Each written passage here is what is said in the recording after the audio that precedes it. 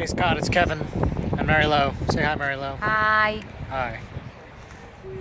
So we are at Sam's enjoying the beautiful, soon-to-be sunset, overlooking where Mavericks is, where they do the surf competition. We're enjoying your vehicle very much. Thanks again.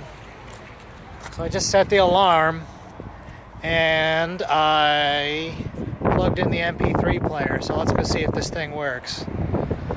Let's go say I am an unsuspecting douchebag who sits in the car uninvited and sets off the alarm. You set off the alarm. No, you just set it off by putting my jacket in there. Oh, okay. It should be starting to warn me right now, but I haven't heard anything. Let me go shake it up.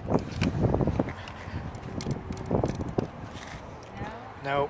Nope. I'm going to sit. Okay, yeah, sit. Sit heavily. With shaky ass. No? Nope. And now it's complaining. Okay, well, it should be paging you. But no noise. How about flashing lights? Anything? No. So, we probably just didn't do something in the right sequence, but it certainly needs to be more idiot-proof than it is. Okay. Well, ignore that page that the alarm just went off because, well, that was me. Okay.